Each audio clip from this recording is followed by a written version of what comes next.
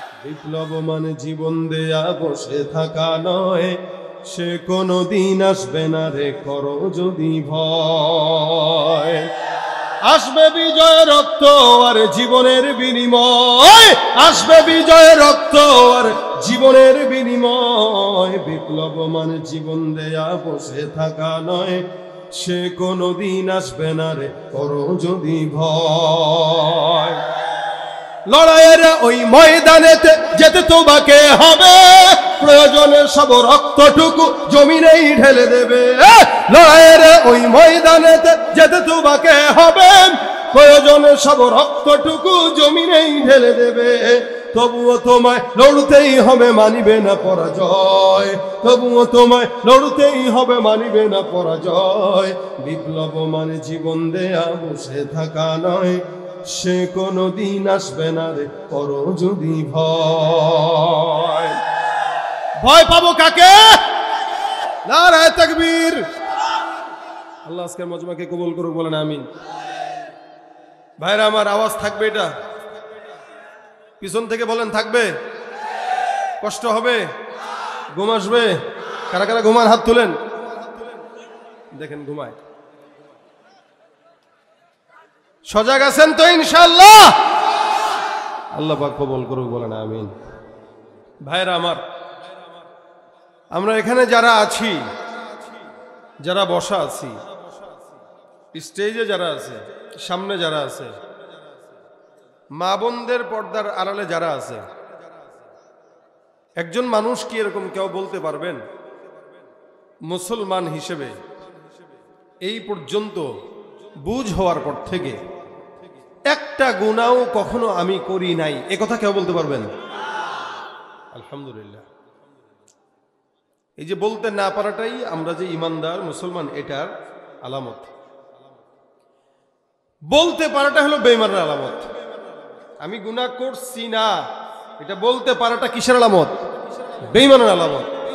আমি গুনাহ করেছি, এটা বলতে পারাটা ঈমানের আলামত। কারণ কেউ যদি নিজেকে গুনাহগার মনে করে, সেই তার মালিকের কাছে ক্ষমা চায়। আর যে গুনাহগার নিজেকে মনেই করে না, সে ক্ষমা চাবে কি? সে তো গুনাহগারই মনে করে না। আমাদের বাংলাদেশে একজন নতুন প্রাণী আবিষ্কার হয়েছে। গত কয়েক সপ্তাহ আগে আমরা তার একটা ভিডিও দেখলাম। সেই স্পষ্ট প্রকাশ্যে এভাবে বলতেছে যে আমি কোনোদিন গুনাহ করি নাই। তার নাম হচ্ছে আব্দুল লতিফ সিদ্দিকী।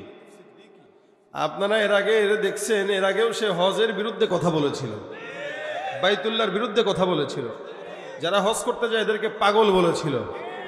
এই বান্দা বলতেছে আমি কোনোদিন গুনাহ করি না। আমি আল্লাহ পাকের রহমত প্রত্যাশী, আল্লাহর নিয়ামত প্রত্যাশী, কিন্তু ক্ষমা প্রত্যাশী না। কেন? আমি তো গুনাহই করি না, ক্ষমা কেন চাবো? দেখেন নাউজুবিল্লাহ যে কোয়া লাগে জানেনও না আপনারা। সে এই কথা যে বলল, নাফরমান হওয়ার জন্য আর কোনো কিছু দরকার আছে? একটা হলো আমি গুনাহ করি, ভাই সবাই করে, আমিও করি, আপনারাও করেন, যত বড় পীর হোক বুজুর্গ হোক সবাই করে। বরঞ্চ নামাজি, হাফেজে কোরআন, আলেমে দ্বীন এদের পিছনে শয়তান থাকে বেশি। কেন থাকে বেশি? আপনার ঘরে মনে করেন 5 কোটি টাকা আছে। কয়দিন আগে সংবাদে দেখছিলাম না, একজন টাকা ধরা খায় বলতেছে কি বাজারের টাকার থেকে জমাইছি। মনে করেন বাজারের টাকার থেকে 5 কোটি টাকা জমাইছি। তাহলে এই জমানোর পরে চোরে যদি জানে ঘরে ঢুকবে কিনা? হ্যাঁ, ঢুকবে। কেন? ওর ঘরে মাল আছে, স্বর্ণ আছে, টাকা আছে, সম্পদ আছে, এই কারণে তো চোর যায়। তাহলে যেই ঘরে সম্পদ থাকে ওই ঘরে চোর যায়, ঠিক যেই বডিতে ঈমানের মাল থাকে ওই বডিতেই শয়তান যায়। সুতরাং যত বড় ঈমানদার, শয়তান তত পিছনে। কিন্তু আলহামদুলিল্লাহ ঈমানের কারণে শয়তান তাকে গ্রাস করতে পারে না, চেষ্টা করে, গ্রাস করতে চেষ্টা করে। আর এই আব্দুল লতিফ কাজ্জাবীর মতো যেগুলো শয়তান আছে, শয়তান কয় আল্লাহ আমি কি শয়তান, ও আমার ওস্তাদ, আমারে শয়তান না বানা, তারা বানাইলেও ভালো ছিল। আমিও তো এটা কইতে পারি না যে আমি গুনাহ করি না, কিন্তু সেটা বলতেছে। তার মানে কত বড় পাওয়ারফুল শয়তান হইলে পরে এই কথা বলে যে আমি কোনোদিন গুনাহ করি নাই, ক্ষমা কেন চাই? অথচ এখানে যারা আছেন সবাই গুনাহগার, কারো বেশি কারো কম। প্রত্যেকটা নবীরা গুনাহগার, নবীরা মাসুম, প্রত্যেকটা নবীরা মাসুম। এরপরে সাহাবা একরামদেরকে আল্লাহ পাক মাফের ঘোষণা দিয়ে দিয়েছেন। এরপরে তাবেঈদেরকেও রাসূল সাল্লাল্লাহু আলাইহি ওয়াসাল্লাম বলেছেন তাদেরকেও আল্লাহ পাক মাফ করে দিবেন। তাবেঈদের থেকে নিয়ে এখনো পর্যন্ত যত মানুষ আসছে, কম আর বেশ যুগের অবস্থা অনুযায়ী তাদের গুনাহ হয়েছে। 2024 সালে যে গুনাহ আমরা দেখতেছি, এগুলো আজ থেকে 20-30 বছর আগে আমাদের বাপ দাদারা কল্পনাও করে নাই। যারা মুরব্বী আছেন এনারা ভালো জানে, আজ থেকে 30-40 বছর আগে এই সমস্ত গুনাহ কল্পনার বাইরে ছিল। এখন যেগুলো আমরা আমাদের পকেটে নিয়ে ঘুরি। তার মানে বোঝা গেল গুনাহ যত সামনে জামানা বাড়বে তত গুনাহ বাড়বে, এবং জামানা যত সামনের দিকে যাবে মানুষগুলোও তত জাহান্নামের দিকে যাবে, কারণ গুনাহ বাড়তেছে। আর জামানা যত পিছনে মানুষ তত আল্লাহর নিকটে, জান্নাতের নিকটে। কিন্তু আমাদের দেশের কিছু মানুষ আছে, এরা আমাদের আকাবির বুজুর্গানে দিনদেরকে দেখলে গালি দেয়। এরা ইসলাম বুঝে নাই, এরা পীরগিরি করে খাইছে, এরা ধর্ম টর্ম বুঝে নাই, কোরআন সুন্নাত বুঝে নাই, এরা ঠিকমতো পালনও করে নাই, গালি দেয় আকাবিরদেরকে, অথচ নিজে ঠিকমতো ইসলামই মানে না, গালি দেয় আকাবিরদেরকে। মনে রাখবেন, আমাদের বাপ দাদারা ইসলাম কম বুঝলেও তারা জান্নাত ঠিকই বুঝছে, আর আমরা বেশি ইসলাম বুঝি কিন্তু মানি না, যার কারণে শয়তান হয়ে গেছে। এজন্য শিক্ষা যত বাড়তেছে মানুষ তত বদমাশ হইতেছে, শিক্ষা যত বাড়তেছে মানুষ তত জানোয়ার হচ্ছে। আগে শিক্ষা তেমন ছিল না, কিন্তু মানুষ ছিল, আর এখন শিক্ষা অনেক বেশি, মানুষ নাই, সব জানোয়ারে ভরা। কথা কি আপনারা দ্বিমত? এই জন্য আল্লাহ পাক বলেন والسابقون السابقون والسابقون السابقون أولئك المقربون في جنات النعيم سلة من الأولين وقليل من الآخرين। আমার আল্লাহ পাক রব্বুল আলামিন ডাক দিয়া বলেন, জামানা যত অতীতে মানুষ তত আল্লাহ পাকের নিকটে, জামানা যত অতীতে মানুষ তত জান্নাতের নিকটে, জামানা যত রাসূলের নিকটে তত মানুষ জান্নাতের নিকটে। উদাহরণ দিলে বুঝবেন, খুব চিন্তা করে খুব শুনবেন, মনোযোগের সাথে শুনবেন। নবী করিম সাল্লাল্লাহু আলাইহি ওয়াসাল্লাম বিদায় হয়ে গেছে 1450 বছর। এই 1450 বছর আগে আমার পয়গম্বর জমিন থেকে বিদায় হয়েছে। আজকে থেকে 100 বছর আগে যেই বাচ্চা জন্মগ্রহণ করেছে, যেই লোকটা দুনিয়ার জমিন থেকে বিদায় হয়েছে, আমার থেকে ওই লোকটা 100 বছর আগে রাসূলের নিকটে আর জান্নাতের নিকটে। আর আমি 100 বছর পরে দুনিয়াতে আসার কারণে নবীর থেকে 100 বছর পিছায়া, তার মানে জান্নাত থেকে 100 বছর পিছায়া। যেই বান্দাটা আমার আল্লাহ পাকের নিকটে, যেই বান্দাটা অতীতে, ওই বান্দা আল্লাহর নিকটে, ওই বান্দা জান্নাতের নিকটে। যেই বান্দা যত ফিতনার জামানায় গেছে, ওই বান্দা তত আল্লাহর থেকে দূরে, জান্নাত থেকে দূরে। এই জন্য আমাদের আকাবির বুজুর্গানে দিনরা এই কথা স্বীকার করতেন, অতীতের দিনগুলোই ভালো ছিল। সামনে যত দিন আসুক না কেন, আধুনিক যত সমাজ হোক না কেন, যত স্মার্ট বাংলাদেশ গড়ে দেওয়া যাক না কেন, আজ থেকে 100 বছর আগের জামানা আর এখনকার জামানার মধ্যে আসমান আর জমিন তফাৎ। আগের মানুষগুলো ছিল উত্তম, তারা নামাজ পড়তো কম, কিন্তু তারা নামাজের মধ্যে খুশু খুশু ছিল। আর আমরা নামাজ পড়ি, যাও পড়ি, তা ভোট পাওয়ার জন্য, মানুষকে দেখানোর জন্য পড়ি, ঠিক কিনা? এ ভাইরা আমার, দেখবেন আজ থেকে 30 বছর আগের কথা যদি বলি, একটু মনোযোগ দিয়ে মিলায় দেখেন তো, আপনার মা, আপনার খালা, আপনার চাচি, আপনার নানি, আপনার দাদি, সমাজের মধ্যে মা বোনরা যখন হাঁটতো, এরা যখন পর পুরুষকে দেখতো, নিজের ওড়নাটাই পর্যন্ত টেনে কোনো বাড়ির পিছনে লুকাইতো, অথবা কোনো গাছের পিছনে লুকাইতো, অথবা পুকুর পাড়ে নেমে যেত। রাস্তায় কোনো পর পুরুষ দেখবে, নারীরা রাস্তায় থাকবে, এটা হতেই পারে না। কোনো পুরুষ দেখার সাথে সাথে রাস্তার থেকে বের হয়ে অন্য কোনো জায়গায় লুকাইতো। এমনকি উঠানের মধ্যে নিজের শাড়িটাও পর্যন্ত নাড়তে দিত না। কোনো পর পুরুষ যদি দেখে ফেলে তাহলে গুনাহ হবে, এই ভয়। আর বর্তমান 2024 সালের হালত দেখেন, মা বোনরা আলহামদুলিল্লাহ যারা ভালো তারা তো ভালো, যারা পর্দা করে, যারা ঈমানের পথে চলে তারা তো ভালো আলহামদুলিল্লাহ। কিন্তু অধিকাংশ মা বোনদের অবস্থা এরকম, বুকে যদি ওড়নাও থাকে, কোনো পর পুরুষকেও যদি দেখে, ওড়নাটা বুকে জড়াবে তো দূরের কথা, খুইলা দেখায় তারপরে আবার জড়ায়। এ ভাইরা আমার, এখন আর বোরকার কথা বললেও কয় ফতোয়াবাজি করতেছি, পর্দার কথা বললেও কয় ফতোয়াবাজি করি, হুজুরদেরকে পছন্দ হয় না, হুজুরদের কাছে বিয়ে বসতে বললে বিয়েও করতে চায় না, যে আমার জিন্দেগিটা বরবাদ করে দিবে। পর্দার কথা বলবে, পর্দার কথা বলবে, নামাজের কথা বলবে। অথচ ওর নানি, ওর দাদি, ওর মা পর্যন্ত পর্দা করে, কিন্তু মেয়ে পর্দা করে না। এ মুসলমান সমাজে দিন যত যাচ্ছে, মানুষ তত হারামি হচ্ছে, মানুষ তত জানোয়ার হচ্ছে, মানুষ তত কুকুরের কাতারে নেমে যাচ্ছে। অথচ আগের কালের মানুষগুলো মনুষ্যত্ব অনেক বেশি ছিল, শিক্ষা ছিল কম। এই কারণে আমার আল্লাহ বলেন, বান্দা যত রতিতে আল্লাহর জান্নাতের নিকটে, বান্দা যত পিছনে তত আল্লাহর নৈকট্য থেকে দূরে। আমি আমার কথা যদি বলি, আপনারা গ্রামগঞ্জের কথা মিলায় দেখেন তো। আগে দেখতাম সকালবেলা ফজরের নামাজের পর আমাদের বাবারা, আমাদের দাদারা কোরআন তেলাওয়াত করতো কিনা? সকালবেলা সূরা ইয়াসিন তেলাওয়াত না করে ঘরের কাজে যেত না। আমাদের দাদারা, আমাদের বাবারা সকালবেলা কোরআন তেলাওয়াত না করে উঠানের কোনো কাজে যেত না, চাকরিও করতে যেত না। মাগরিবের নামাজের পরে সূরা ওয়াকিয়া তেলাওয়াত করতো, আবার এশারের নামাজের পরে সূরা মুলক তেলাওয়াত করতো। যার কারণে একটা মা বোনের, একটা মানুষের অন্তত সূরা ইয়াসিন, সূরা ওয়াকিয়া, সূরা রহমান, সূরা মুলক, সূরা মুজাম্মিল মুখস্থ থাকতো, ঠিক কিনা? আর এখন যুবকদেরকে বোম মারলেও সূরা ফাতিহাটা সুন্দর করে পড়ার কোনো হেডাম নাই। এ ভাইরা আমার, খুব বুঝবেন। এই কারণে ভাইরা আমার, আগের কালের মহিলাদের সঙ্গে মিলান, মা বাবাদের সঙ্গে মিলান। সকালবেলা তেলাওয়াত করতো, বিকেলবেলা তেলাওয়াত করতো, রাত্রেবেলা তেলাওয়াত করতো। আমি আমার নিজের বাবার কথা যদি বলি, প্রতিদিন সকালবেলা আমার বাবাকে তেলাওয়াত করতে দেখতাম। এখনো পর্যন্ত প্রায় ৭৬ বছর বয়স হয়ে গেছে, এখনো পর্যন্ত প্রতিদিন সকালবেলা ২-৩ বেলা কোরআন তেলাওয়াত করতে আমি আমার বাবাকে দেখি। যখন ছোট ছিলাম, ঘুম থেকে যখন জাগতাম, গানের কোনো আওয়াজে আমাদের ঘুম ভাঙতো না, বাবার কোরআন তেলাওয়াতের আওয়াজে ঘুম ভাঙতো। অথচ কোনো আলেম না, তবলিগের মেহনতের সঙ্গে সময় লাগায় ৪০ বছর পর্যন্ত সচিবালয়ে চাকরি করছেন, এখন চাকরি নাই, এখনো একই নিয়মে চলে। আমি আমার এই গোটা জিন্দেগিতে আমি আমার বাবাকে কোরআন তেলাওয়াত ছাড়া এমনকি কাজা নামাজও কোনোদিন পড়তে দেখি নাই। তার মানে জামাতের সঙ্গে ৫ ওয়াক্ত নামাজ আমার বাবাকে আমি এত বছর পর্যন্ত লাগাতার দেখি। মাঝে মাঝে আমি আমার বন্ধুদেরকে বলি, আমরা কিসের ঘোড়ার ডিমের আলেম হয়েছে, আমার বাবার আমলের কাছে পায়ের নোকের সমানও না।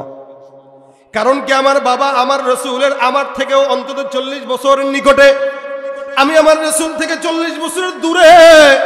যার কারণে আমার বাবা যেই ফিতনা কল্পনাও করে নাই, সেই ফিতনা আমি আমার নিজের চোখে দেখি, পকেটে নিয়ে ঘুরি। এটা হলো ফিতনার একটা আলাদা কুফল। এ মুসলমান, আমরা আমাদের ছোট্টবেলায় মায়ের জিকিরের আওয়াজে আমাদের ঘুম ভাঙতো। সকালবেলা যখন ঘুম থেকে উঠতাম, দেখতাম মা জিকির করতেছে, সুবহানাল্লাহ, আলহামদুলিল্লাহ, লা ইলাহা ইল্লাল্লাহ। শুনেন নাই? মা বাবারা সকালবেলা জিকির আদায় করতো, কোরআন তেলাওয়াত করতো। যার কারণে বাচ্চাদের ঘুম ভাঙতো মা বাবার কোরআন তেলাওয়াতের আওয়াজে। আর বর্তমান সময়ের বাচ্চাদের ঘুম ভাঙে মা বাবার মোবাইল আর ফেসবুক, ইউটিউবের আওয়াজে। ঠিক কিনা জোরে বলেন? ভাইরা আমার, মুসলমান দাবি করে নামাজ পড়ে না, মুসলমান দাবি করে সুন্নাত নাই, মুসলমান দাবি করে রোজা নাই, জিকির নাই, আজকার নাই, পর্দা নাই, কুশিদা নাই। মুসলমান যতই দাবি করুক না কেন, দাবির নাম মুসলমান নয়। মুসলমান আমার আল্লাহ পাক বলেন, অমিনান নাসি মান ইয়াকুলু আমান্না বিল্লাহি ওয়া বিল ইয়াউমিল আখির ওয়া মা হুম বিমুমিনিন। মানুষের মধ্যে একদল থাকবে যারা নিজেরা নিজেদেরকে মুমিন বলবে।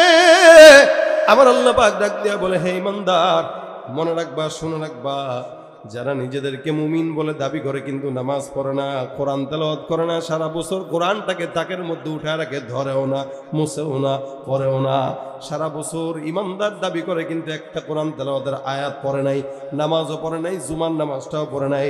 আমার আল্লাহ বলেন, এরা যতই মুসলমান দাবি করুক না কেন, ওয়ামা হুম বিমুমিনিন, এরা মুসলমান নয়, এরা মুনাফিক, এরা বেঈমান। এ ভাইরা আমার, এই কারণে আল্লাহ পাক রব্বুল আলামিন আমাদেরকে মুমিন বানাইছেন। আল্লাহ পাক আমাদেরকে ঈমানদার বলে সম্বোধন করেছেন। দায়িত্ববোধ আছে না নাই? কি দায়িত্ব? আল্লাহ পাক বলেন, মা খালাকতুল জিন্না ওয়াল ইনসা ইল্লা লিয়াবুদুন।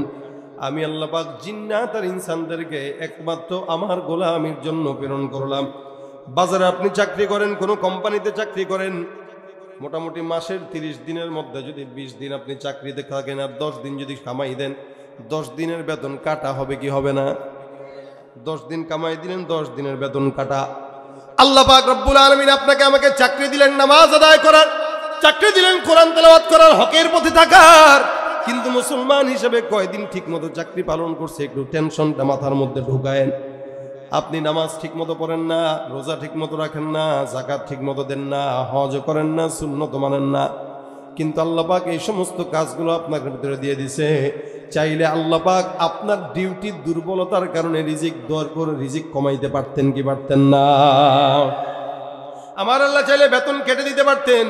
মালিক যদি বলতেন, উম্মত হে আমার বান্দারা, জমিনের মধ্যে তোমরা যারা নামাজ পড়ো না, ফজরের নামাজ যদি কেউ না পড়ে সকালবেলা নাস্তা করতে পারবে না, গলার মধ্যে একটা দরজা লেগে থাকবে। নামাজ পড়বে তারপরে নাস্তা গিলতে পারবে, জোহরের নামাজ পড়লে খাবার খেতে পারবে, আসরের নামাজ পড়বে চা নাস্তা করতে পারবে, এশারের নামাজ পড়ার সাথে সাথে ঘুমাইতে পারবে। এরকম নিজাম যদি মাওলা পাক চাইতেন দিতে পারতেন কিনা? কিন্তু তাকায় দেখেন, জমিনের মধ্যে যেই বান্দা যত বড় নাফরমান, ওই বান্দা ততই নিয়ামত পায়। তার মানে এটা মনে করেন না যে আল্লাহ পাক আপনি নাফরমানি করলেও দেয়, আল্লাহ তুমি দয়া করে না, দয়া করে না। এটা আপনারা সুযোগ দিয়েছে দেখার জন্য আপনি কতটুকু উঠতে পারেন।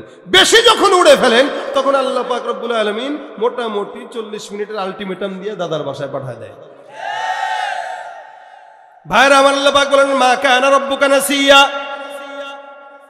জমিনের মধ্যে আমি আল্লাহ পাক রব্বুল আলামিন ভুলি না, খবরদার মনে রাখবা। এই জমিনের মধ্যে আল্লাহ পাক রব্বুল আলামিন বান্দার আমলনামা আল্লাহর কাছে আছে না নাই? আল্লাহ পাক ছাড় দেয় তবে ছেড়ে দেয় না। যারা সীমা লঙ্ঘন করে আমার আল্লাহ পাক রব্বুল আলামিন তাদের বিচার করে কি করে না? এই জন্য মুসলমান নবীর উম্মত খুব বুঝবেন, জমিনের মধ্যে যতদিন থাকবো হায়াতের মধ্যে অন্য কারো বেটাগিরি নয়, হায়াতের মধ্যে কারো গোলামি নয়, কারো দালালি নয়, একমাত্র গোলামি হবে কার? জোরে বলেন তো। তুমি পারো করতে মোচন অভাব দুঃখী লোকে, তুমি পরম মুক্তিদাতা মালিকে জগতের, তোমার কাছে চাই যে পানা, তোমার কাছে চাই যে পানা আমরা প্রতিদিন, তোমার দয়ায় পূর্ণ আমার সারা নিশিদিন। আল্লাহ তুমি দয়ার সাগর, আল্লাহ তুমি দয়ার রহমানুর রহিম, তোমার দয়ায় পূর্ণ আমার সারা নিশিদিন। কার দয়া? এ মুসলমান, আমার আল্লাহ ডাক দিয়ে বলি, বান্দা জমিনের মধ্যে গুনাহগার বান্দা সবাই, এমন কেউ নাই যে বান্দা গুনাহ করে না। মাথায় রাখবা, আমি আল্লাহ তোমাদের জন্য সুন্দর করে আমার পয়গম্বরকে জানায় দিলাম, কুল ইয়া ইবাদিয়াল্লাযীনা আসরাফু আলা আনফুসিহিম লা তাকনাতু মির রাহমাতিল্লাহ। আমি আল্লাহ পাক রব্বুল আলামিন বান্দাকে জানায় দিলাম, মুমিন জমিনের মধ্যে গুনাহ হয়ে গেছে, একটা দুইটা তিনটা চারটা পাঁচটা 100টা 1 কোটিটা পাহাড় সমান গুনাহ হয়ে গেছে, সমুদ্রের সমপরিমাণ গুনাহ হয়ে গেছে, আবার নাকি আসমানের সমান গুনাহ হয়ে গেছে। যতই গুনাহ হোক না কেন, আমার আল্লাহ পাক রব্বুল আলামিন বলেন, তোমার গুনাহ যেখানে শেষ, আমি মাওলার দয়া সেখান থেকে শুরু। আল্লাহ পাক দয়া করে কি করে না? মায়ের চেয়ে বেশি মহব্বত করে কি করে না? বাবার চেয়ে বেশি মহব্বত করে কি করে না? মনে রাখবেন, মায়ের কাছে একবার দুইবার তিনবার 10 বার কোনো বান্দা যখন মাফ চায়, মা 10 বারের পরে আর মাফ করে না। কিন্তু বান্দা মরণ পর্যন্ত, এমনকি সাকরাতুল মাউতের সময় যদি বান্দা বলে, আল্লাহ তওবা করলাম, মাফ করে দাও, আমার আল্লাহ বলে ওই বান্দাকে ওই সময়েও আমি আল্লাহ ক্ষমা করতে দ্বিধা করি না। ভাইরা আমার, আমার পয়গম্বর আল্লাহর কাছে ওয়াদাবদ্ধ হয়ে গেছিলেন, কথা নিয়েছিলেন, আল্লাহ আমি তো জমিনের মধ্যে থাকবো না, আমার উম্মতের কি হবে? আমার আল্লাহ পাক ডাক দিয়া বলে, পয়গম্বর জমিনের মধ্যে আপনার উম্মতরা আছে, আমি আল্লাহ পাক আছি।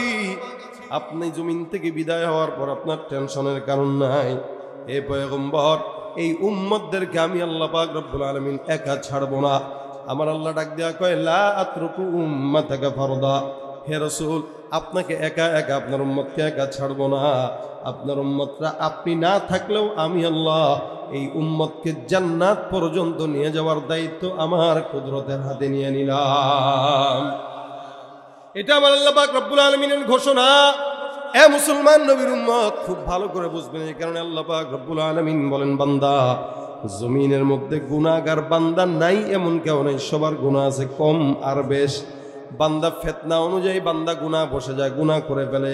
ফিতনা যেই এলাকার মধ্যে কম ছিল ওই এলাকায় তেমন বান্দার গুনাহগার ছিল না। এ মুসলমান, আপনি আমি আখেরি নবীর উম্মত, যার কারণে আমাদের পাওয়ারটা একটু বেশি। নবী বলেন সব নবীর উম্মতরা পিছনে পিছনে থাকবে, আমার উম্মতরা আগে আল্লাহর কাছে মাফ পেয়ে জান্নাতে চলে যাবে। কিন্তু সব নবীর উম্মতের চাইতে আমাদের এই জামানায় সবচেয়ে বেশি ফিতনা যাবে আগে, ফিতনাও বেশি, যাবেও। সব উম্মতরা পিছে, আমরা আগে আগে। ইনশাআল্লাহ আমরা জান্নাতে যাব, ইনশাআল্লাহ। কথা জোরে বলেন ইনশাআল্লাহ।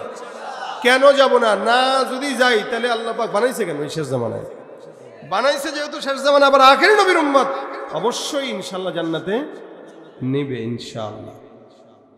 এটা আল্লাহ পাক রব্বুল আলামিনের ওয়াদা। হ্যাঁ, এখন মাঝে মাঝে দুই একটা মায়ের দিয়া একটু ঝালাই করবে আর কি, কিন্তু নিবে ইনশাআল্লাহ। দেখেন, সাদা কাপড় যখন ময়লা হয়, বিবির কাছে ধোয়ার জন্য দিলেন, বিবি ধুচ্ছে, এইভাবে আছাড় দিয়া দিয়া ধোয়। অথবা পরের দিন পড়তে গেছে, এখানে ময়লা, এখানে ময়লা, এখানে ময়লা। কি ব্যাপার, কি ধুইছো তুমি এটা? কেন কেছে ময়লা এখানে? আপনি বুঝলাম না, আছাড় দিলেও মেনে নেন না, হালকা ধুইলেও মানেন না। ময়লা দূর করতে গেলে তো আছাড় দেওয়াই লাগে, কি বলেন? ঠিক না? আপনি ময়লা দূর করবো, আছাড়ও দিতে দিবেন না, ডলতেও দিবেন না। আদর করলে কি জামা ময়লা পরিষ্কার হয়? ঠিক তেমনই ভাবে ইমানদারের গায়ে কিছু গুনাহের ময়লা থাকে, আল্লাহ পাক জাহান্নামে দিয়া ওইটারে কয়েকদিন আছাড় টাছাড় দিয়া জান্নাতের যোগ্য করে দেবে ইনশাআল্লাহ। অতটুকু আছাড় খাওয়ার যদি যোগ্যতা থাকে, শক্তি সামর্থ্য থাকে, তাহলে গায়ের ভিতরে ময়লা লাগায়েন, নয়তো লাগায়েন না। এই হাসান বসরির কাছে এক লোক এসে কয়, হুজুর গুনাহ করতে মন চায়, তা কি করো? তা করো, একটু অনুমতি দেন। অনুমতির কিছু নাই, 3 জায়গায় যায় গুনাহ করতে পারলে করো। কয় জায়গায়? 3 জায়গায়। 1 নম্বর, এমন জায়গায়, বেচারা তো যে শুনছে 3 জায়গায় যায় গুনাহ করা যাবে, তো লাফায় উঠছে।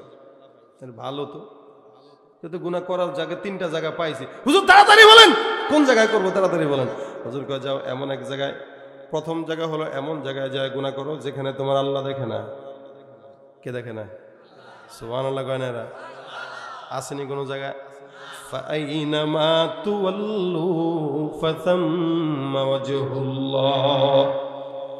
বান্দা যেখানে যাবে আমার আল্লাহ পাক রব্বুল আলামিন সেখানে। জমিনের মধ্যে এমন কোন জায়গা নাই যেখানে আল্লাহ নাই।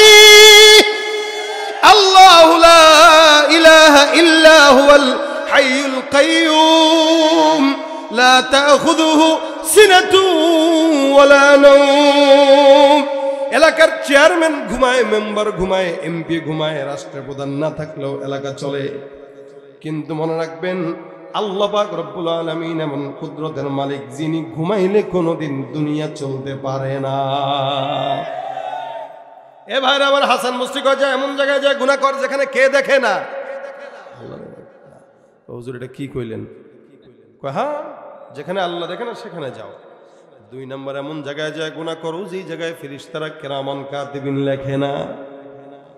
অথচ আমার আল্লাহ বলেন, ওয়া ইন্না আলাইকুম লাহাফিজিন কিরামান কাতিবিনা ইয়ালামুনা মা তাফআলুন। সারা দুনিয়ার যতগুলো বান্দা আছে প্রত্যেকটার আমলনামায় কিন্তু লেখে কি লেখে না? লেখে। যখন আমলনামা ভারী হয় তখনই ঝামেলা হয়। আমলনামা যখন কম, যত গুনাহ বেশি তত ঝামেলা বেশি, যত গুনাহ কম তত ঝামেলা কম। হাসান বসরি কয়, যাও যাও এমন জায়গায় যায় গুনাহ করো যেখানে ফেরেশতা লেখে না। 3 নম্বর, এমন জায়গায় যায় গুনাহ করো যেখানে আজরাইল জানটা কবজ করার জন্য যেতে পারে না। হুজুর এমন 3 জায়গার কথা বললেন, বিপদ।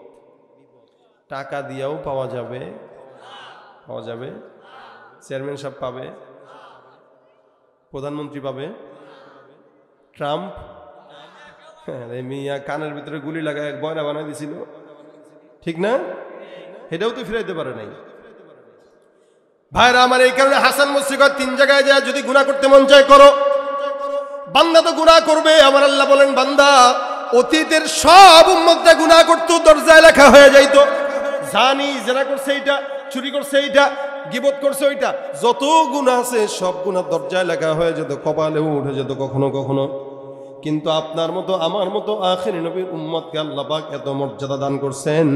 আল্লাহ পাক আমাদের গুনাহগুলোকে গোপন রেখেছেন, শুধু তাই নয়, বরঞ্চ আরেকটা উম্মতকে বলেছেন, খবরদার তুমি যদি কারো অন্যায় জানো, খবরদার কাউকে বলবা না, গোপন রাখবা। সুবহানাল্লাহ, এটা রাসূল বলেছেন, খবরদার। আমরা তো ওই দোকানে বসলে, চায়ের দোকানে, চেয়ারম্যান কি করছে, মেম্বার কি করছে, এমপি কি করছে, মুয়াজ্জিন কি করছে, ইমাম সাহেব কি করছে, মাদ্রাসা মুহতামিম কি বলছে, বক্তা কি বলে গেছে, সারা দুনিয়ার মানুষের খালি তলা খুঁজাই, ঠিক না?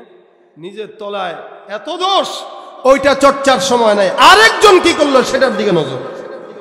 এই জন্য মুসলমান, আল্লাহ পাক রব্বুল আলামিন বলে, বান্দা তোমরা গোপন রাখবা, কেউ কারো দোষ ধরবা না, নিজেও গোপন রাখবা। কি হবে? আমি আল্লাহ কিয়ামতের ময়দানে তোমাদের দোষ গোপন রেখে দেব। সুবহানাল্লাহ। ভাইরা আমার, খুব বুঝবেন, হাদিস শরীফে পয়গম্বর বলেন, বান্দা গুনাহগার হলে টেনশন নিও না। আমার আল্লাহ পাক রব্বুল আলামিন সুন্দর করে বলে দিয়েছেন। রাসূল সাল্লাল্লাহু আলাইহি ওয়াসাল্লাম হাদিসের মধ্যে বলেছেন, কোন ইমানদার মুমিন বান্দা যদি একবার পরে, খুব বুঝবেন, একবার পরে কি? আস্তাগফিরুল্লাহ বলেন। রাসূল বলেন, কেউ যদি নিয়ত খালেসের সঙ্গে একবার পরে আস্তাগফিরুল্লাহ, আল্লাহর নবী হাদিস শরীফে বলেন, পাহাড়ের সমান অথবা সমুদ্রের ফেনা পরিমাণ যদি গুনাহ হয়, ওই একবার ইস্তিগফারের মাধ্যমে বান্দার সব গুনাহগুলো মাফ করে দিবেন। বনি ইসরাইলের জামানার ঘটনা পয়গম্বর বর্ণনা করে হাদিস শরীফে। আমার নবী বলেন, এ সাহাবা আজমাইনের দল, টেনশন নিয়ে না, গুনাহ হয়ে গেলে আল্লাহর দরবারে তওবা করো, কারণ জানো আমার আল্লাহ পাক বনি ইসরাইলের জামানার উম্মতকে আল্লাহ পাক রব্বুল আলামিন মাফ করে দিয়েছেন। বলে, কোন উম্মত? এমন একটা বান্দা, যে বান্দা বনি ইসরাইলের জামানায় ছিল, একটা নয়, দুইটা নয়, তিনটা নয়, একসঙ্গে 99টা খুন করছে। কয়টা? নাউযুবিল্লাহ, 99টা খুন করছে। আপনারা কেউ আছেন করছেন এরকম? থাকলেও বলবে না। আমাদের দেশে তো রাজনীতির কোন্দলে একজনে মারে, এটাই মারানো মারামারি হয় না, রাজনৈতিক কোন্দলে মারামারি হয়। কিন্তু আমার মন বলে না যে একজন মানুষ 99টা খুন করতে পারে, এটা অনেক বড় সন্ত্রাসী কারবার। এটার জন্য হায়াতও বড় পাওয়া লাগে, আগের মানুষ হায়াতও পাইতো বেশি। তাহলে এক বছরে যদি একটাও করে মারেন, তাও তো 100 বছর বাঁচা লাগে। আর যদি 50 বছরে মারেন, তাহলে 50 বছরে অন্তত হায়াত পাওয়া লাগে, প্রতি বছরে 2টা করে মারা লাগবে। এখন মানুষ মারার মতো বয়স হয়তো অন্তত 20 বছরের পর, এর আগে তো না। তাহলে হায়াত কত পায়? 99টা খুন। একজন আবেদের কাছে গেছে, যা ডাক দিয়া বলে, এ ভাই, আমার 99টা খুন হয়ে গেছে, আল্লাহর কাছে মাফ পাওয়ার জন্য বারবার একটু চাচ্ছে মনটা, আল্লাহ কি মাফ করবে কিনা একটু বলেন তো। যে আবেদের কাছে গেছে, আবেদ ডাক দিয়া, কয়টা খুন করছেন? কয় 99টা। কত বড় ফাজিল! 99টা খুন করার পর আবার ক্ষমা পাওয়ার জন্য আসছে। মিয়া, আল্লাহ বসে রয়েছে, কাম দাম নাই তোমারে ক্ষমা করার জন্য। এখান থেকে কোনো ক্ষমা নাই। আমরা ইবাদত বন্দেগী করতে করতে শেষ, আর সে 100টা খুন করে এসে মাফ চায়, তো জান্নাত পেয়ে যাবে, এত সোজা। মিয়া ভাগেন, মানে বুঝেন না? টিটকারি। কিছু মানুষ আছে, নিজে একটু আমল করলে অন্য সবগুলো জাহান্নামী মনে করে, আসেনি? নামাজ পড়ছে একবেলা কোনো মতে, শুক্রে 7 দিন। এখন কেউ যদি নামাজ না পড়ে, রে জাহান্নামী, তোর মৃত্যুর ভয় নাই? কিরে, পাবিনি জান্নাত? মনে তো হয় না, চেহারায় তো কয় না। হ্যাঁ, জান্নাত জাহান্নামের সার্টিফিকেট দিয়ে দিচ্ছে। অথচ আল্লাহ বলেন, ইয়া আইয়ুহাল্লাযীনা আমানু লা ইয়াসখার কওমুম মিন কওমিন আসা আন ইয়াকুনু খায়রাম মিনহুম ওয়ালা নিসাউম মিন নিসাইন আসা আন ইয়াকুননা খায়রাম মিনহুম। খবরদার, কোন পুরুষ যেন কোন পুরুষকে ছোট চোখে না দেখে, কোন মহিলা যেন কোন মহিলাকে ছোট চোখে না দেখে। হতে পারে যাকে ছোট চোখে দেখা হয়, আল্লাহর কাছে ওই বান্দাটার দাম বেশি। কাউরে আন্দাজে জান্নাতীও বানায় না, জাহান্নামীও বানায় না, নিজের আমলের চিন্তা নিজে করে। এই বান্দা ডাক দেয়া কয়, না না, ক্ষমা পাওয়া যাবে না। কেন? বলে, তোর মতো গুনাহগারকে মাওলা ক্ষমা করবে না। এমনও তো সন্ত্রাসী মেজাজ হয়ে গেছে গরম। পকেটের মধ্যে ছুরি ছিল, জালেমের ঘরে জালেম, আমি যদি ক্ষমা না পাই তোরাও রাখমু কেন, যা তুই মর। ছুরি দিয়ে পেটের মধ্যে ঢুকা দিয়া ভুড়ি কানা করে দিছে, শেষ। আগে ছিল 99টা, এখন হয়েছে কয়টা? সেঞ্চুরি হয়ে গেছে, সেঞ্চুরি করে ফেলছে। এখন মনের মধ্যে আফসোস আছে, আল্লাহ গুনাহ তো ছিল 99টা খুন, এখন একটা বাড়ছে, তার মানে আল্লাহ বিপদ তো আরেকটা বাড়ছে। হায় হায় কি করলাম, এটা ছুরিটা ফেলাই দিছে, ধর এটা থাকলেই খালি অসহসা লাগে, খালি মারতে মন চায়, ফালাই দিছে। ফালাই দিয়ে আবার আরেকজনে আলেমের কাছে গেছে, যে ডাক দিয়া বলে হুজুর 99টা খুন করেছিলাম, একজনের কাছে গেছি আপনার মতো টুপিওয়ালা দাড়িওয়ালা, যাওয়ার পরে সে কয় নাকি আল্লাহ আমরা মাফ করবে না, মেজাজ গরম হয়ে গেছে, ওইটারও মেরে ফেলছি। এখন আপনার কাছে আসলাম, বলেন আল্লাহ পাক রব্বুল আলামিন ক্ষমা করবে কিনা? হুজুর কয় টেনশনের কারণ নাই, ক্ষমা অলরেডি হয়ে গেছে। সন্ত্রাসরা হুজুর আপনি কি ভয় পায় বলতেছেন নাকি? কেন? কই যে একটারে মারি আসছে, এখন আপনারা যদি মারি কারে নাম ইয়া কি মনে করো তুমি? খুন করছো কয়টা? বলে 100টা। 1 কোটিটাও যদি খুন করো, 1 লক্ষও যদি খুন করো, কতদিন করবা? বলে হায়াত শেষ হওয়ার আগ পর্যন্ত। ওই হুজুর ডাক দেয়া বলে টেনশনের কোনো কারণ নাই, তুমি যদি হায়াত শেষ হওয়ার আগ মুহূর্তেও যদি বলো আল্লাহ আমাদের মাফ করে দেন, অন্তর থেকে দিল থেকে তওবা করলে আমার আল্লাহ ওই সময় বান্দা তোমাকে ক্ষমা করার জন্য তৈয়ার। এবার হুজুর ডাক দেয়া বলে যাও অমুক জায়গায় যাও, ওই এলাকার মধ্যে একজন আলেম, যে আলেমের কাছে যাবা হাতে হাত রেখে বায়াত করে সুন্দর করে তওবা করে ফেলবা, আমার আল্লাহ পাক রব্বুল আলামিন আশা করা যায় তোমার গুনাহ সব ক্ষমা করে দিবেন। উদাহরণস্বরূপ এটা কেশবপুর এলাকা, কেশবপুর থেকে ঢাকা পর্যন্ত যাবা, মনে করেন ঢাকা পর্যন্ত কত কিলো? 200 কিলো ধরলাম। এখান থেকে আল্লাহর বান্দা রওনা হয়ে গেল তওবার জন্য, যেতে যেতে যেতে যেতে মাগুরা পর্যন্ত গেল অথবা নড়াইল পর্যন্ত গেল। আমার মাওলা কয় জিবরাইল এই বান্দার হায়াত ওখানেই শেষ, বান্দাকে আমার কাছে নিয়ে আসো। আজরাইল যা জানটা কবজ করে নিয়ে এলে, বান্দার হায়াত শেষ।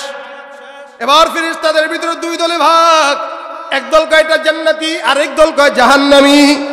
জান্নাতি ফেরেশতারা ডাক দেয় কে মালিক, এই বান্দাটা নেকের কাজ করে নাই কিন্তু তওবার নিয়ত করলো, আল্লাহ এই বান্দার গুনাহগুলোকে ক্ষমা করে দাও, বান্দা জান্নাতি হয়ে যাবে। জাহান্নামের ফেরেশতারা ডাক দেয়া বলে আল্লাহ এই বান্দাটা 100টা খুন করছে, কেমনে মাফ করব? জান্নাতে যাওয়ার জন্য অন্তত 100 বছর হলে তো জাহান্নামে ঢুকানো দরকার। যেই দলের সেই দলেই তো টানে, জাহান্নামের আসামি জাহান্নামে টানে, জান্নাতের ফেরেশতা জান্নাতের দিকে টানে। এবার টানাটানি শুরু। আল্লাহ কয় কি সমস্যা? 2 দলের মধ্যে ঝগড়া, সুতরাং ক্ষমতায় এক দলও থাকা দরকার নাই, তত্ত্বাবধায়ক দরকার। কথা কয় না? একটা কাম কর, এই সরকারও দরকার নাই, ওই সরকারও দরকার নাই, তোরা একজ জান্নাতে যাক একজ জাহান্নামে যাক, একটা কাম কর। বলে কি কাম? বান্দা কেশবপুর থেকে তওবার দরজা পর্যন্ত রওনা হয়ে গেছে, ঢাকা পর্যন্ত গেছে। কতটুকু? বলে মাগুরা পর্যন্ত। 50 কিলো গেছে, 60 কিলো গেছে, 70 কিলো গেছে, বাকি 100-র উপরে কিলো বাকি। আমার আল্লাহ কয় ফেরেশতার দল এই বান্দার জান্নাত থেকে, বাসার থেকে তওবার রাস্তা পর্যন্ত মাপা শুরু করে দাও। যদি তওবার রাস্তা পর্যন্ত হায়াত দীর্ঘ হয়, রাস্তা বড় হয়, বান্দা জান্নাতি। আর তওবার রাস্তা পর্যন্ত যদি কম হয়, বান্দা জাহান্নামী। বলেন তো আসলে রাস্তা বেশি ছিল না কম ছিল? কি কি এই নি বুঝলেন? গেছে মাত্র মাগুরা পর্যন্ত, বেশি না কম? মাত্র অল্প রাস্তা গেল, জান্নাত পাওয়ার কোনো আশা নাই। জাহান্নামের ফেরেশতারা মহা খুশি, যেহেতু আল্লাহ পাক রব্বুল আলামিন বলছেন বান্দার রাস্তা যদি বেশি দীর্ঘ হয় তাহলে বান্দা জান্নাতে যাবে, রাস্তা যদি কম হয় তাহলে জাহান্নামে যাবে। এবার একদল ফেরেশতাকে লাগাই দেয়া কয় যাও যাও রাস্তা মাপা শুরু করে দাও। আল্লাহর ফেরেশতা রাস্তা মাপা শুরু করে দেয়। জমিনটা তো আল্লাহ পাক রব্বুল আলামিনের কথা শুনে বাসা পর্যন্ত, বাসার থেকে তওবা পর্যন্ত রাস্তা মাপা শুরু যখন হয়ে যায়, আমার আল্লাহ ডাক দেয়া বলে জমিন আমি আল্লাহ পাক রব্বুল আলামিন তোমাকে আদেশ করলাম, যেই বান্দাটা ইন্তেকাল করলো, বান্দাটা তওবা করে নাই, নিয়ত করছে, এ জমিন আমি রব্বুল আলামিন বললাম এই বান্দার রাস্তাটা ফেরেশতারা মাপা শুরু করে দিল। সুতরাং জমিন তুমি বান্দার জন্য জান্নাত পর্যন্ত লম্বা রাস্তা দীর্ঘ হয়ে যাও। আল্লাহ পাকের আদেশে ফেরেশতারা মাপা শুরু করে দেয়, জমিন সুন্দর করে লম্বা হয়ে যায়।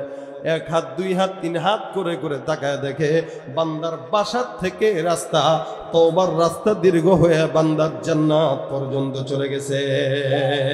জান্নাত চির সুখেরই ঘর, জান্নাত চির সুখেরই ঘর, ও গো জানতে যদি তুমি,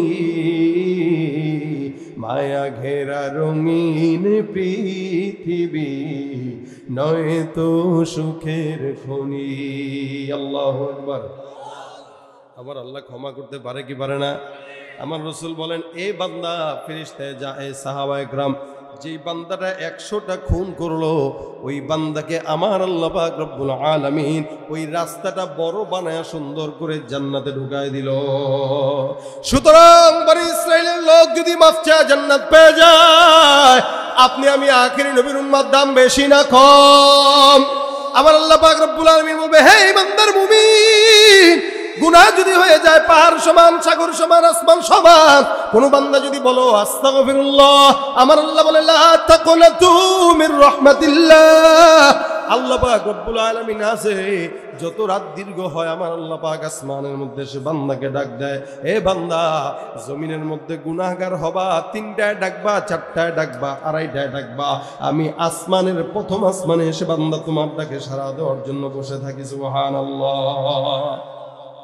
এ মুসলমান নবীর উম্মত, এই কারণে ইস্তিগফার অনেক বড় দামি একটা আমল। নবী করিম সাল্লাল্লাহু আলাইহি সাল্লাম বলেন, মাল্লাজিমাল ইস্তিগফার জাআলাল্লাহু লাহু মিন কুল্লি হাম্মিন ফারাজা ওয়া মিন কুল্লি দিকিন মাখরাজা ওয়া রাযাকাহু মিন হাইতু লা ইয়াহতাসিব। কেউ যদি অন্তরের মধ্যে, জবানের মধ্যে ইস্তিগফার উঠায় নেয়, আমার নবী বলেন যত বড় বিপদ পেরেশানি বালা মুসিবত হোক না কেন, সব পেরেশানি বালা মুসিবত আল্লাহ দূর করে দেয়। সুবহানাল্লাহ। হাসান আল বসরির নাম শুনছেন আপনারা? হ্যাঁ, বহুত বড় বুজুর্গ হাসান বসরি। উনি একবার বসা, মজার ঘটনা দেখেন, উনি একবার বসা, হঠাৎ করে একজন বান্দা ঢুকলো, ঢুকে ডাক দিয়া বলতেছে, হুজুর এমন কোনো গুনাহ নাই যে গুনাহটা আমি করি নাই, এমন কোনো অন্যায় নাই যে অন্যায় আমার করা হয় নাই। সুতরাং ছোট্ট একটা আমল শিখায় দেন, যে আমলের কারণে আল্লাহ পাক রব্বুল আলামিন আমাকে জান্নাত দান করবেন, যে আমলের কারণে আল্লাহ পাক আমাকে মাফ করে দিবেন। হাসান বসরি ডাক দেয়া কয়, যাও যাও বেশি বেশি ইস্তিগফার পড়ো। 2 নম্বরে আরেকজন বান্দা ঢুকলো, হুজুর ডাক দেয়া কয়, কি সমস্যা? কয়, হুজুর আমাদের এলাকায় বৃষ্টি হয় না, এলাকার মধ্যে দুর্ভিক্ষ চলতেছে, এমন একটা আমল শিখায় দেন যে আমলের কারণে আসমান থেকে বৃষ্টি আসবে। হাসান বসরি ডাক দেয়া কয়, যাও যাও বেশি বেশি ইস্তিগফার করো। কি পড়ো? ইস্তিগফার। প্রথম জন আসলো গুনাহ হয়ে গেছে, তাকে আমল দিল কি? ইস্তিগফার। পরের জন আসলো বৃষ্টি হয় না, তাকে আমল দিল কি? ইস্তিগফার। আবার তৃতীয়তে একজন এসে ডাক দেয়া কয়, হুজুর আমার সম্পদ নাই, দোকানের মধ্যে বরকত নাই, এমন কোন আমল শিখায় দেন যে আমলের কারণে আল্লাহ পাক দোকানে বরকত দিবে, সম্পদের রিজিকের মালিক বানাবে। হাসান বসরি ডাক দেয়া কয়, যাও যাও যাও বেশি বেশি ইস্তিগফার করো। 4 নম্বরে একজন আয়েশা ডাক দেয়া কয়, হুজুর আমার সন্তান হয় না, বিয়ে করলাম প্রায় 10 বছর হয়ে গেল, এমন কোন আমল শিখায় দেন যে আমলের কারণে আল্লাহ পাক সন্তান দান করবে। এ মুসলমান, সম্পদ হয় না, আমল দিল কি? ইস্তিগফার। সন্তান হয় না, আমল দিল কি? ইস্তিগফার। কিন্তু আমার দেশে অনেক সময় অনেক বেআকুলদেরকে দেখা যায়, সম্পদ নাই, সন্তান নাই, বিপদের মধ্যে পড়ছে, আল্লাহর কাছে না চায় সোজা খাজার দরবারে, মাজারে চলে যায়। মাজারে যায় সেজদা দিলে ঈমান থাকেনি? কথা কয় না কেন? মাজারের বাবার কাছে চাইলে কি ঈমান থাকে? দেনেওয়ালা কে? দেনেওয়ালা কে? সন্তান চায় বাবার কাছে, সুন্দর করে বউডারে নিয়ে হাজির, আব্বা এই যে আমার বউ। বাবা এমনি এমনি থাকে, ঠিক আছে, কি দরকার, বিয়ে করলাম তো 8-10 বছর, বাচ্চা হইতেছে না, ঠিক আছে আমার খানকায় 1 মাসের ইতিকাফ চিল্লায় বসায় দাও। বুঝেন নাই আপনার? না বুঝাই ভালো। খাজার দরবারে 1 মাসের ইতিকাফ অথবা চিল্লায় লাগাই দিতে কইলো, আর চিল্লায় লাগাই দিলেন আপনার বউরে, বউয়ে থুইয়া আপনি গেছেন বাসায়, আর 1 মাস পরে বউরে নিতে আসছেন। মোটামুটি এখন খাজা বাবা আপনার সামনে হয়ে যাবে বাচ্চা। যদি বাচ্চা হয় বুঝবেন 1 মাসের চিল্লায় যে সন্তানটা হয়েছে এটা আপনার না, আপনার বাপের সন্তান। সন্তান দেওয়ালা কে? বাবার কাছে চাওয়া যাবে? পীরগিরি আর মাজার পূজা চলছে দেশটা জুড়িয়া, শিরকি আর ভণ্ডামিতে দেশটা গেছে ভরিয়া। পীরগিরি আর মাজার পূজা চলছে দেশটা জুড়িয়া, শিরকি আর ভণ্ডামিতে দেশটা গেছে ভরিয়া। গাজার কলকিটান মারিয়া, গাজার কলকিটান মারিয়া দেখায় খাজার শান। ওরা শিক্ষিত শয়তান, ওরা শিক্ষিত শয়তান, ওরা শিক্ষিত শয়তান। দুর্নীতির ওই আখড়ায় বসে, দুর্নীতির ওই আখড়ায় বসে জাহির করে জ্ঞান। কলম দিয়ে কামায় টাকা, ঘরে সাধুর ভান। ওরা শিক্ষিত শয়তান, গায় না জোরে। ওরা শিক্ষিত শয়তান, যেখানে যাই ভেজালেতে ঘুমায় সব। থাক বাদ, গজলবাদ জোরে। ওরা শিক্ষিত শয়তান। দেন তো পিছনের গুলোর উপর ঠাডা পড়ছে নি, দেন মুখে কি পড়ছে, ঠাডা পড়ছে, কয় না কে আওয়াজ দিয়া। ওরা শিক্ষিত শয়তান, যেখানে যাই ভেজালেতে ভরে গেছে দেশটায়। ব্যবসায়ীরা রাতারাতি কালো টাকায় হাত রাঙায়।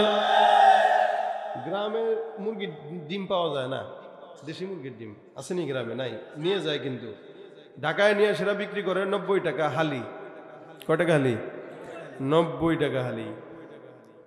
মুরগি পারে ফ্রি, ধান্দা করে ব্যবসায়ী। আচ্ছা, কোনোদিন মুরগি টাকা নিছে? মুরগি যদি কয় আমি করে করে কষ্ট কইরা ডিম পারি আর তুমি ফ্রি খাইবা, চলবে না। আমার 10 টাকা দাও ভিতরে, তারপরে তোমার একটা ডিম দেবো। কেউ মুরগি কথা বলতে পারলে এটাই কইতো। মুরগি পারে ফ্রি, ধান্দাবাজি করে আমাদের দেশের ব্যবসায়ীরা, ঠিক কিনা জোরে কর। যেখানে যাই ভেজালেতে ভরে গেছে দেশটায়। ব্যবসায়ীরাও রাতারাতি কালো টাকায় হাত রাঙায়।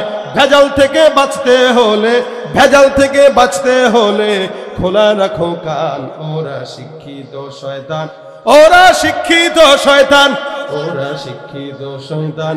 ওরা শিক্ষাঙ্গনের দিকে ভাইরে দেখো না চোখ মেলিয়া। ছাত্ররা সব বই ছাড়িয়া থাকে শুধু প্রেম লইয়া। ঠিক না ঠিক? সেদিন ভাই সত্যি কথা, মিথ্যা আপনাদেরকে বলে হাসাবো না, বাস্তব কথা। কোন এলাকায়? ওই পাবনায় যাচ্ছি, মানে পাবনায় যাচ্ছি না, পাবনার উপর দিয়ে এক জায়গায় যাচ্ছি আর কি, আবার আপনারা খারাপ মনে করেন না। তো যেতে যেতে রাস্তায় হুট করে একটা জায়গায়, ওই এলাকার নাম আর বলতেছি না, নিরিবিলি গ্রামের রাস্তা যাচ্ছি যাচ্ছি, হঠাৎ করে দেখি মিনিমাম একটা ছেলের বয়স কত হবে, আর হয়তো 15-16 হবে।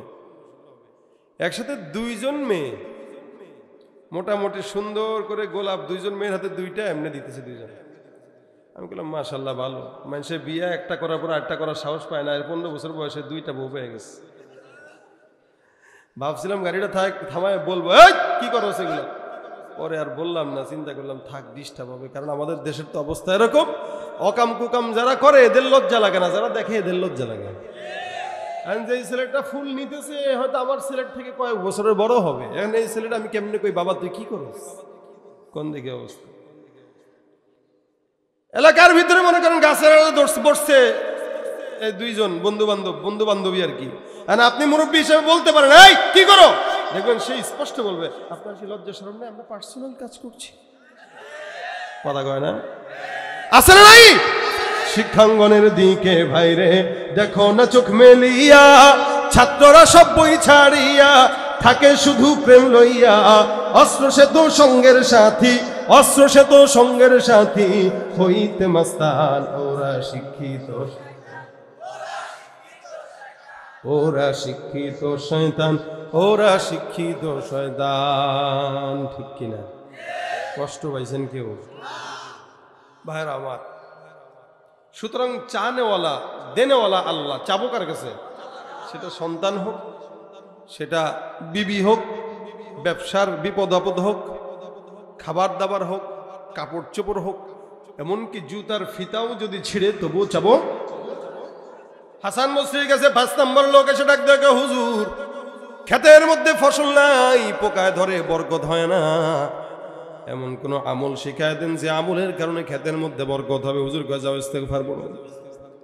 5 জন আসলো, 5 জনকে একই আমল দেয়। এরকম করে আরো কয়েকজন আসলো, সবাইকে একটাই আমল, কি? ইস্তেগফার। পাশ থেকে যে সমস্ত মুরিদরা শুনতেছে ডাক দেয়া কয় হুজুর মনে হয় আর কোনো আমল টামল পারে না, খালি যারাই আসে একটাই আমল, ইস্তেগফার ইস্তেগফার ইস্তেগফার ইস্তেগফার। হাসান বসরি ডাক দেয়া কয় এ যুবকের দল, এই আমলটা আমি হাসান দেই নাই, আমার মাওলায় কোরআনের মাধ্যমে বান্দাকে দিয়েছে। আমার আল্লাহ ডাক দিয়া বলেন ফাকুলতু ইস্তাগফিরু রাব্বাকুম ইন্নাহু কানা গফফারা ইরসিলিস সামাআ আলাইকুম মিদরারা ওয়া ইউমদিদকুম বিআমওয়াল ওয়া বানিনা ওয়া ইয়াজআল লাকুম জান্নাতি ওয়া ইয়াজআল লাকুম আনহারা। আমার আল্লাহ পাক রব্বুল আলামিন কোরআনে যা বলেন সত্য না মিথ্যা?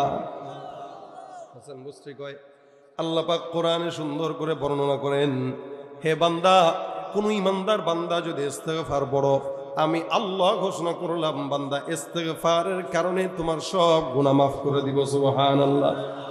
2 নম্বরে কেউ যদি ইস্তেগফার করে ইউরসিলিস সামাআ আলাইকুম মিদরারা, আসমান থেকে বৃষ্টি আসবে না, বৃষ্টির ব্যবস্থা করব। 3 নম্বর সম্পদ যদি না হয় ইউমদিদকুম বিআমওয়ালিন ওয়া বানিন, টাকা পয়সা নাই, সম্পদ নাই, সন্তানও নাই, ইস্তেগফার করবার টাকাও দেব, সন্তানের ব্যবস্থাও করে দিব।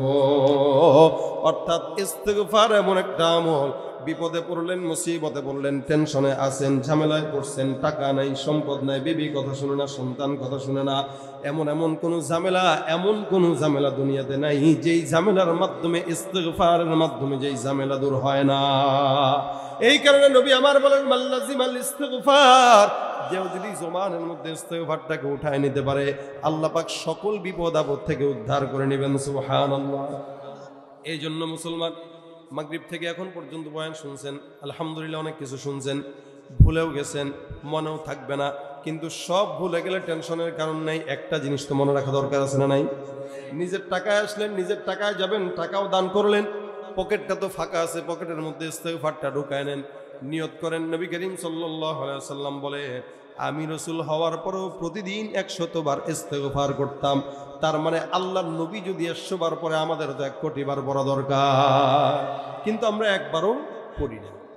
গুনাহের বোঝা বাড়ে, কমাইতে পারি না। এই কারণে প্রত্যেক দিন কমাস কম 100 বার করে ইস্তেগফার পড়ার চেষ্টা করব। সহজ সুরত কি? 5 ওয়াক্ত নামাজ পড়ার অভ্যাস কি আছে আপনাদের? আমাদের দেশে অধিকাংশ মানুষের 5 ওয়াক্ত নামাজ পড়ার অভ্যাস নাই, অধিকাংশ মানুষের নাই। ফজর পড়ে না, জোহর পড়ে, আসর পড়ে, মাগরিব পড়ে, এশাও পড়ে না, অনেকে তো জুমাও পড়ে না। এই জন্য 5 ওয়াক্ত নামাজের পরে 20 বার করে যদি পড়েন ইনশাআল্লাহ 100 বার হয়ে যাবে। 100 বার করে ইস্তেগফার প্রতিনিয়ত কেউ যদি করে, তার না থাকবে বিপদ, না থাকবে মুসিবত, না থাকবে রিজিকের অভাব, না থাকবে সন্তানের অভাব, না থাকবে ঘরে অশান্তি, সব কিছু আল্লাহ পাক দূর করে দিবেন। কি বিশ্বাস হয়? নিয়ত করেন আজকে থেকে, এখন থেকে, মাঝকে বাসায় যায় 100 বার পড়বো। আজকে থেকে কারা কারা 100 বার ইস্তেগফার পড়বো? হাতটা তুলে দেখায় দেন। নারায়ে তাকবীর। আল্লাহ তুমি আমাদের জন্য সহজ করো, জোরে বলেন আমিন। এই আজকের মাহফিলের সব কিছুর কামিয়াবি এই জায়গাটায়। যদি কেউ আজকে থেকে নিয়ত করে যে আমি প্রত্যেক দিন 100 বার কমাস কম ইস্তেগফার পড়বো, 5 ওয়াক্ত নামাজের পর 20 বার করে পড়লে 20 সেকেন্ড লাগবে, বেশি লাগবে না। 20 বার পড়তে 20 সেকেন্ড, এর বেশি কিছু লাগবে না। আপনি যদি পড়েন তো ইনশাআল্লাহ আশা করা যায় আজকের মাহফিলে যারা আয়োজন করছে, টাকা দিয়েছে, শ্রম দিয়েছে, এদের আয়োজনও কবুল হয়ে যাবে। কি বলেন, ঠিক না?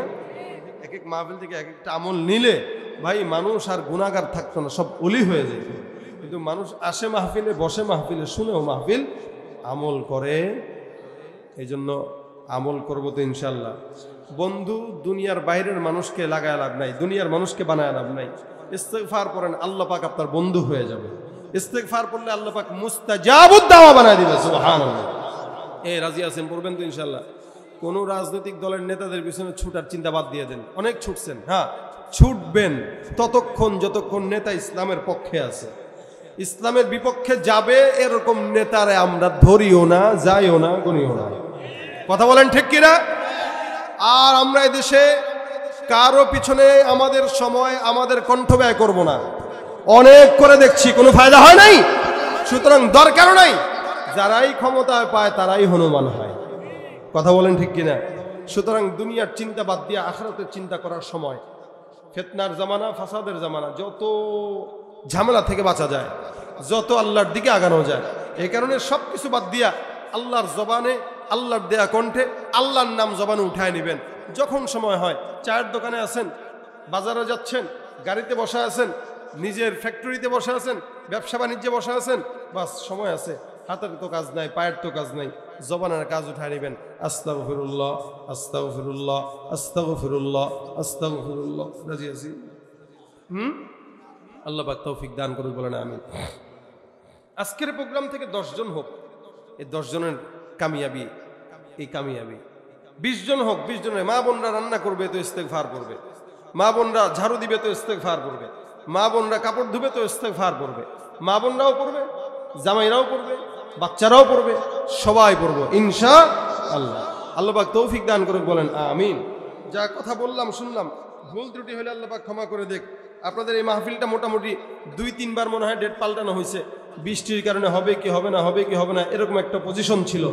আলহামদুলিল্লাহ আল্লাহ পাক ব্যবস্থা করে দিছে। আজকের এই ডেটটাও আমার ছিল না, গত মনে হয় কত হয়তো 20 দিন আগে হবে হয়তো, এই ডেটটা হুট করেই ওদের এলাকার দ্বন্দ্বের কারণে ক্যান্সেল। তো আলহামদুলিল্লাহ আমাদের ভাই আবুল কালাম ভাই আমার না বইলাই এখানে ফিট করে ফেলছে, ওই প্রোগ্রাম সুযোগ দিয়ে দিছে। তো সুতরাং আসছি আলহামদুলিল্লাহ। এই আশা বসা যদি আল্লাহ পাক কবুল করে, তখন কবুল করবে যখন 10 জন মানুষ এখান থেকে আমলদার হয়ে যাবে। আল্লাহ পাক আমাদের সকলকে আমল করার তৌফিক দান করুক, জোরে বলেন আমিন। সুতরাং হ্যাঁ, একটা গজল, একটা গজল ঠিক আছে। কি গাবো? না, এমন কোন গজল হবে না যেই গজল আমাদের আমলের জজবা নষ্ট করে দেয়। সব গজল গাওয়ার মতো স্টেজ বয়ানের মজার না। কিছু গজল আছে এগুলো ইউটিউবের জন্য ঠিক আছে, কিছু গজল আছে মাহফিলের জন্য। আমি বয়ানের ফাঁকে যা আসছে তাই গাইছি। এখন যেটা গাবো এটা আমার সাথে সবাই গাবেন, পারবেন? কথা কয় না, পারবেন? ভাইরা, এই যে অনেকে ফোন টোন দেয় আমাদেরকে, বলে খালি এত বছর জ্বালাইতো যে হুজুর আপনাদের গজলের বই বের করেন না কেন। গত 2 দিন আগে এটা বইমেলায়, ইসলামী বইমেলায় উদ্বোধন হয়েছে।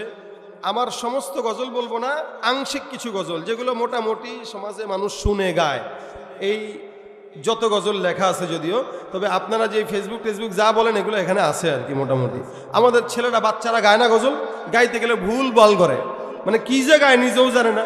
আমরা গাইছি একটা, সে গায় আরেকটা, মাইকটা সামনে নিয়ে উল্টাপাল্টা গায়। কারণ কি? ওই লেখা জানে না, লিরিক জানা নাই। লিরিক না জানা থাকার কারণে আমাদের সন্তানরা গাইতে পারে না, সহিটা ভুলটা গায়।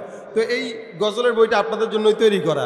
সুতরাং যারা গজল চর্চা করে, যারা গজল পছন্দ করে, এই বইটা তাদের জন্য খুব বেশি কাজে লাগবে। আমি এখন যেটা গাবো আমার সাথে গাবেন তো ইনশাল্লাহ? একে একে শেষ করেছি, সবার দেখা হইল শেষ, দেখতে দেখতে গোল্লায় গেল আমার সোনার বাংলাদেশ। আমার সাথে এতটুকু গাবেন, দেখতে দেখতে গোল্লায় গেল আমার সোনার বাংলাদেশ, দেখতে দেখতে গোল্লায় গেল। স্বাধীনতার বয়স বেরিয়ে এত বছরে পা দিলাম, নেতারা তো সবই পেল, আমরা বলো কি পেলাম? শান্তির লাগি কাইন্দা মরি, শান্তির তবু নাহি রেশ, শান্তির লাগি কাইন্দা মরি, শান্তির কোনো নাহি লেশ। দেখতে দেখতে গোল্লায় গেল আমার সোনার বাংলাদেশ, দেখতে দেখতে গোল্লায় গেল আমার সোনার বাংলাদেশ। কেউ দিল না সবাই নিল, আমরা যে কলুর বলদ, সারা বছর নেয় না খবর, নির্বাচনে খুব দরদ। কেউ দিল না সবাই নিল, আমরা যে কলুর বলদ, সারা বছর নেয় না খবর, নির্বাচনে খুব দরদ। নির্বাচনের আগে দেখো ধরে কত রকম বেশ, দেখতে দেখতে গোল্লায় গেল আমার, দেখতে দেখতে গোল্লায় গেল আমার সোনার বাংলাদেশ। যাদের হাতেই যায় ক্ষমতা দেশ, যেন বাপের ভিটা রাখতে চেয়ার শুরু করে বিদেশিদের পাচাটা। যাদের হাতে যায় ক্ষমতা দেশ, যেন বাপের ভিটা রাখতে চেয়ার শুরু করে বিদেশিদের পাচাটা। বিদেশিদের কথা মতো চালায় ওরা নিজের দেশ, বিদেশিদের কথা মতো চালায় ওরা নিজের দেশ। দেখতে দেখতে গোল্লায় গেল, বাংলাদেশে দেখতে দেখতে গোল্লায় গেল আমার সোনার বাংলাদেশ। একে একে শেষ করেছি সবার দেখা হইল শেষ। দেখতে দেখতে গোল্লায় গেল আমার সোনার বাংলাদেশ। দেখতে দেখতে গোল্লায় গেল আমার সোনার বাংলাদেশ।